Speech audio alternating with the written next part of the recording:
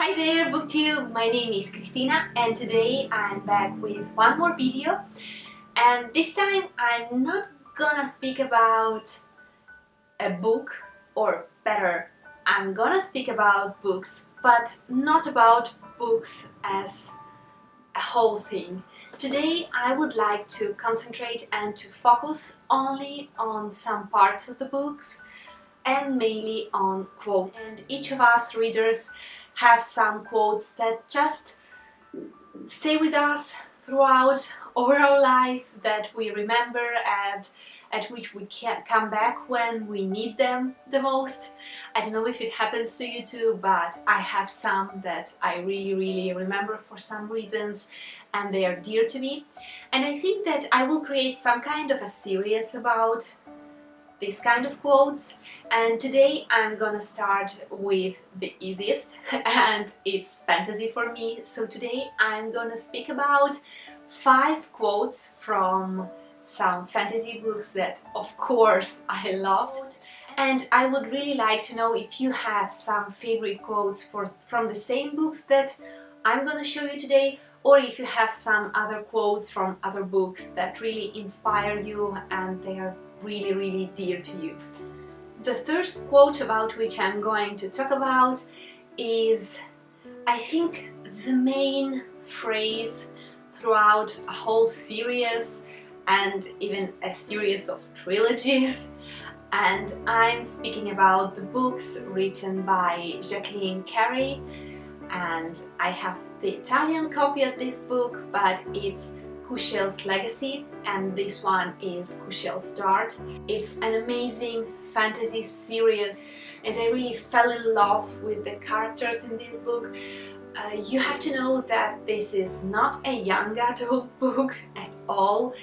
I think that you have to be comfortable with sexuality and explicit sex and even something more. It really deals with some uncomfortable things and with some deep, amazing things and a lot of politics, so it could be boring for someone. And in this book, the main phrase, the main sentence that is repeated over and over again is "love as thou wilt." And it's so short, but it's so amazing because it's like the basic rule for the society described in this book. So you really may see how is a society in which there are no labels as far as sexuality is concerned, because who cares about with whom we stay, as far as we are happy and we respect the other person. And it's not only about sexuality, because Love as thou wilt deals not only with the physical aspects of love, but even with the deeper meanings of love. So if you're feeling something for someone and you cannot really describe it, you're not forced to label it and to just feel ashamed for your feelings. Love as thou wilt is just a phrase that really stuck with me, and I often come back and rethink about its meaning and how it would be nice if our society nowadays would be like that. A society in which our love interests aren't so important, and who cares, we're just people with our own personality and we are so much more than just our sexual part of the life and our sexuality. I just think that this kind of quote gives you so much to think about. My second quote comes again from a fantasy series, and I'm talking about the amazingly long and beautiful and controversial series written by Marion Zimmer Bradley, and the one that I'm holding here is The Mists of Avalon, because the quote that I'm going to talk about comes from this book. And I've talked about controversial because I have quite a strange relationship with Marion Zimmer Bradley. I really love how she brings into life her characters and her way of writing, just the way she uses words has something very magical in it. But then I really hate some things about the way she portrays male characters, mainly because it's amazing that she gives so much importance to female characters and that she really gives them the appreciation that they deserve. But on the other hand, I really disliked while I was reading these books the way pretty much every male character was treated, like if each and every male was a beast and was unworthy of any kind of compassion and so on. So yeah, I really dislike that aspect, but still it's an amazing cycle of books, and it's basically the story of King Arthur, and we may see what happened generations and generations before.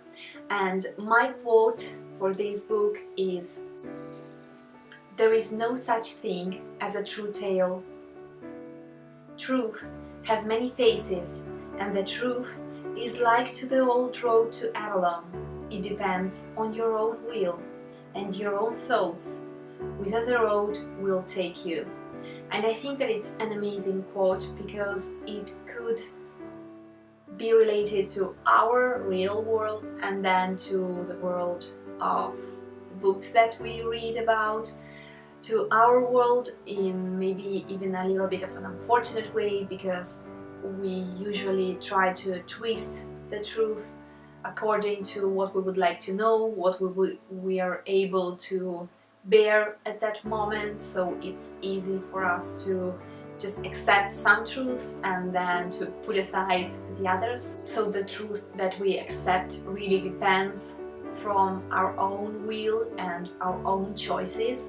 But then when I apply this to the books, it has a completely different meaning, a beautiful and amazing meaning, and it's that there is no truth tale in a book. I mean, a book is something that is told by an author, so there is just one person who puts all these ideas in a book, and then we have so many different readers with different experiences and different backgrounds and so on, that one book with that one idea just multiplies, and it acquires more and more meanings and more truths in it, because every reader sees in it something different and hears a different story from the same book.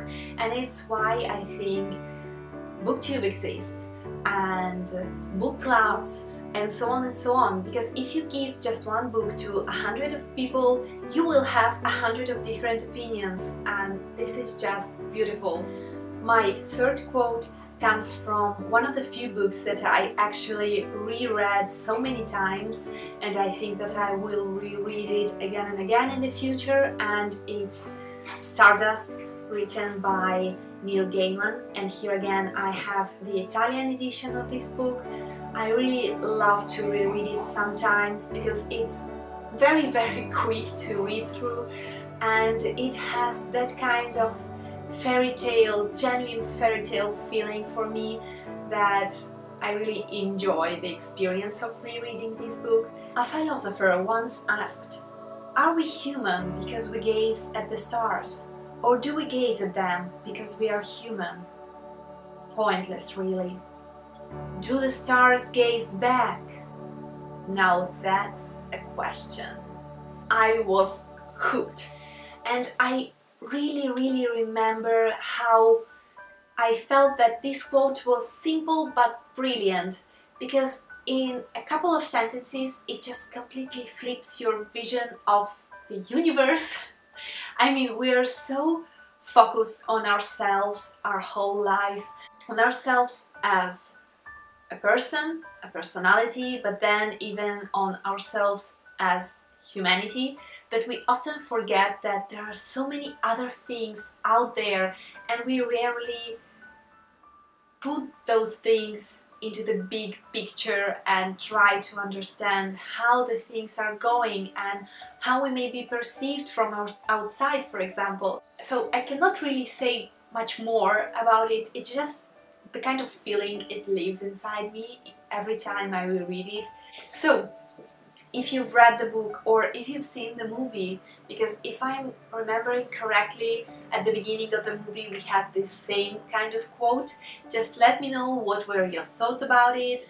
And as far as my last two quotes are concerned, they come from the same book, but it's a huge one, so I thought that it will be okay for you. And you have to know that I excluded completely Harry Potter from this video because I thought that there are so many quotes out there from Harry Potter on a lot of merchandise and so on that it just wasn't fun to do it right now. So I basically got back to the roots of fantasy, and here we go. The Lord of the Rings.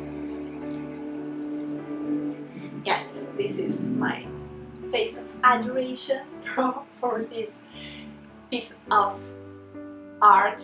And here again you may see the Italian edition, the Bible kind of edition, because it has this thin pages and small kind of writing, and it took me a huge amount of time to finish this book. Anyway, I'm going out of topic here. So here are my two quotes from this book. My first quote is from the dialogue that Aragorn has with Eowyn. "What do you fear, my lady?" "A cage," Eowyn said, "to stay behind bars until youth and old age accept them, and all chance of doing great deeds is gone beyond recall or desire."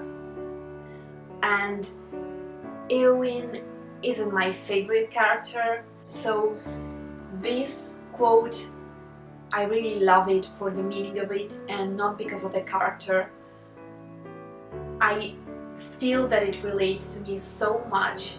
I fear the same exact thing. I fear to be caged, I fear to be forced to renounce to everything that I love for someone or for something that is imposed by society and so on. And I think that it's so important to hear this kind of words coming from a woman that lives in a world set in kind of a medieval society in which she is basically forced to take on a role, but she is not able to accept it, and she has her own dreams and her own purposes, her own fantasies and her own everything. She is her own kind of person, and if everyone in the world was able to do with his or her future as he or she liked, I think that we would have a better world in so many ways. But unfortunately it's not like that, and then when we have the possibility to do what we want and what we like with our lives, we really have to cherish this possibility and to do everything in order to make it worth it. My second quote from The Lord of the Rings, and my fifth and last quote for this video, is actually a line from the poem that Tolkien has written in order to describe the character of Aragorn. And we actually hear the second part of this poem when we watch the scene in which the sword is forged again, and it's a poem that we hear told by the voice of Arwen. And the title of the poem is "All that is gold does not glitter." And the line that I really like is the second line. "All that is gold does not glitter. Not all those who wander are lost. The all that is strong does not wither. Deep roots are not reached by the frost." My favorite quote in this case is, "Not all those who wander are lost." I think that it's so relatable for a lot of readers or artists or all those people that live with a bigger world inside of them, a world in which they sometimes get lost, but they're not lost in a sense of lost and gone, but they are just wandering there, they are just discovering something new, they are just traveling in some ways in which other people don't travel.